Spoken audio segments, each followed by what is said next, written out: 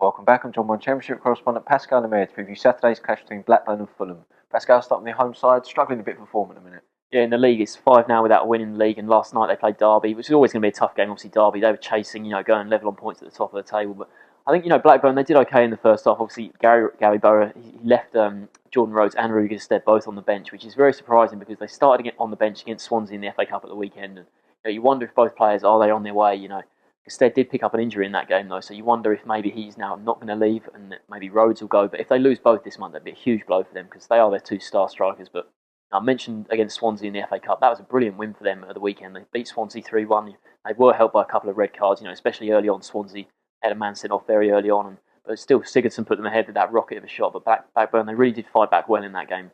But since then, they played that Derby game, losing 2-0 there at the iPro Stadium. It's quite disappointing for them because they're now at 10th in the table. They're quite a long way off the playoffs now. After starting the season quite well, this recent run has sort of seen them drop out of the playoff hunt a little bit.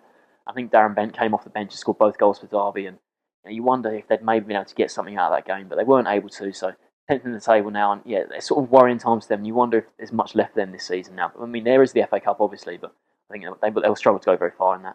Moving on to Fulham, back-to-back wins for them entering this game. Yeah, in the league, it's back-to-back wins. Very impressive for them. Last time out against Nottingham Forest, it was a 3-2 win. And Ross McCormack, scored a first-half hat-trick, and he's now their top scorer. So very, very impressive for him. And obviously, they've been in FA Cup action the most recently against Sunderland. They went to the stadium with managed to get a 0-0 draw there. So that's a good point for them. Obviously, earned the replay, and they've since drawn. If they go through, if they manage to beat Sunderland when they take them back home, they get Bradford in the cup. So if they can, Bradford obviously, you look at it, you probably think it's an easy draw against a League One side, but obviously what they did at Chelsea, you just wonder if maybe that's actually a really tough draw for them. But yeah, 2 league wins in a row, up to 14th in the table. They're still a long way off the playoffs, but they've also distanced themselves from the bottom 3 as well, which is very important for them. Fulham on a little bit of a roll. Are you backing them to make it 3 in a row in the league? I actually am, yeah. I think Blackburn, there is problems at the club at the moment, the sort of striker situation. Obviously, if Gestead is going to miss this game through injury now, that'd be a blow for them. So I'm going to back Fulham to win 2-1.